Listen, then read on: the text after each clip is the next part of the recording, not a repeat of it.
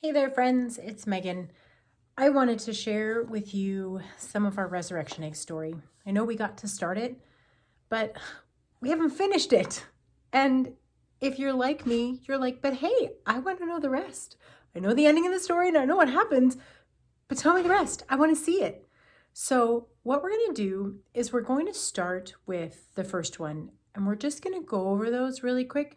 I'm probably going to add number 4, and then we'll go through the rest of them in the next week or two. So, I wanted to offer this, but I also want to give you a challenge.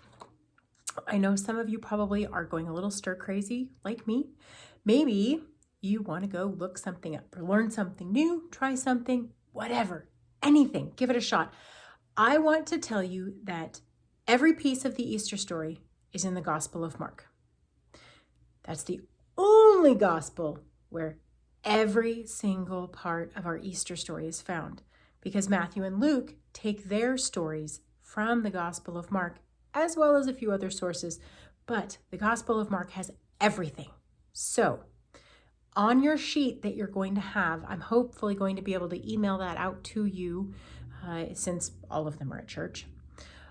On your sheet, I'm going to challenge you to find where in Mark these passages are.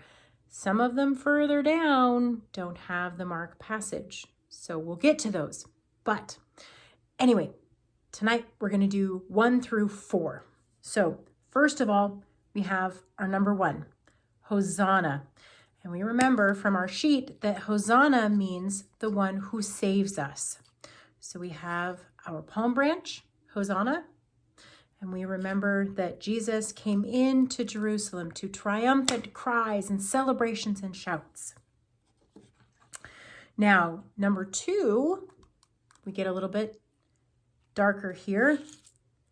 We start getting into some of the questionable times of Holy Week. We have our 30 pieces of silver that Judas took for the blood money. And we know some of the story of Judas and some of what happened after that. But if you don't know that story, go look it up. It does not have a happy ending if you don't know that. If you do, well then, if you don't, I'm sorry, I just gave you a spoiler. But it does not have a happy ending. So we talk about how Judas betrayed Jesus. And a couple different ways.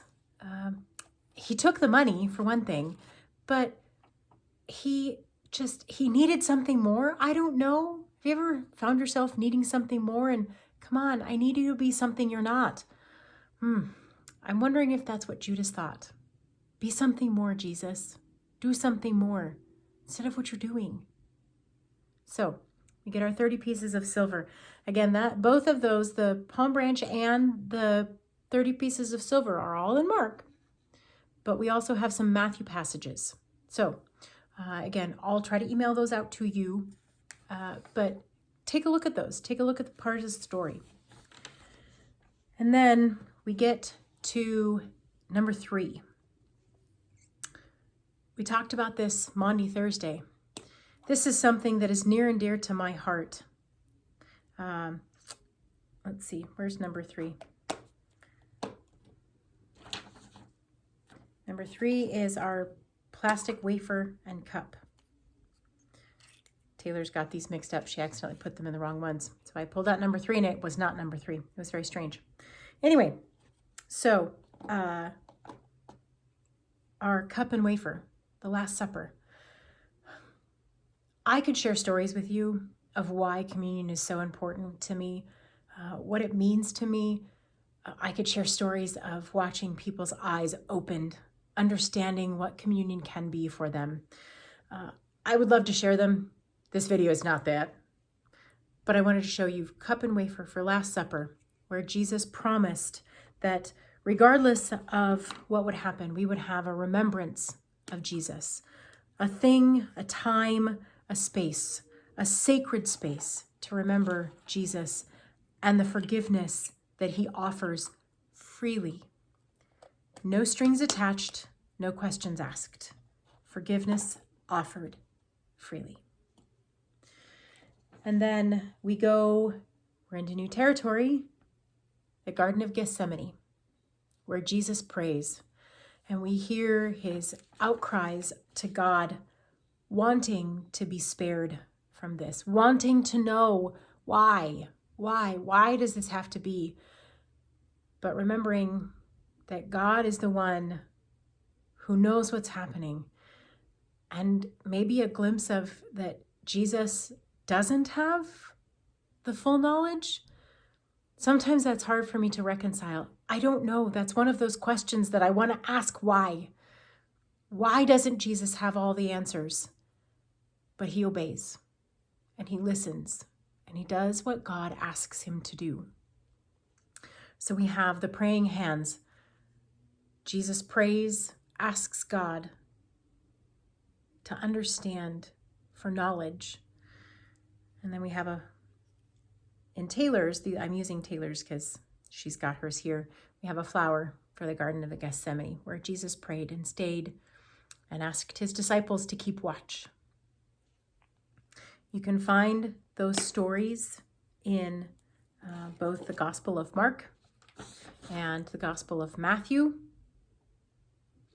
I would challenge you to see what you can find, and I would also challenge you to see what you can learn. What do you see differently in that story? And I would challenge you to read those passages and see, is there something different that you hear, that you see, that you didn't know before or didn't notice before? I would encourage you to think through and look through. We've already walked through the week of Holy Week. It was different. It was strange. We weren't together. We didn't celebrate together. Some of us didn't have family Easter dinners. Some of us went on egg hunts for the very first time in the morning. The Easter Bunny didn't usually come to our house, or doesn't come to our house until after church, because the Easter Bunny knows that we don't have time in the mornings. So my kids got to go on an Easter egg hunt for the first time early in the morning. It was kind of fun. Chris was able to cook breakfast for the first time on Easter morning. It was different. There were good things. There were strange things. And if I'm being honest, Easter was a little hard this year. I didn't really know what to do with it. I watched, I listened, I read about what my colleagues and my friends and other pastors were doing, but it was different. So we're going to take a different look at Holy Week through our resurrection eggs. And again, like I said, I'll do my best to try to get that paper emailed out to you so you can look at the Bible references and you can see them. But for now, I would offer you to look through the stories of Holy Week in the Gospels. See who's different. See what they have. See what you can discover, and see if you hear any different sounds. If you find anything different. When we were teaching our preschool kids, we would always ask them, what sounds do you think you heard? Who saw what colors? Who was there? Who didn't want to be there? We always asked them to think about their surroundings. Well, I invite you to do that now. Think about your surroundings. Think about the sounds that may have been heard or said, or what people did. They can be different. I would encourage you to find it. Lastly, I would encourage you to pray for the postal workers. I know there's a lot going on around all of that. I, for one, am incredibly thankful they're still there. I was able to mail masks to my sister and her family, another set to my parents, a set to my in-laws, and a set to my brother and sister-in-law, or my brother-in-law and sister-in-law. So I'm thankful that they are still there. I would encourage you to pray for them. They're in this too, and they're helping get our mail, our cards, anything special, sometimes bills. If you're getting a stimulus check, they're helping deliver those. They need our prayers too.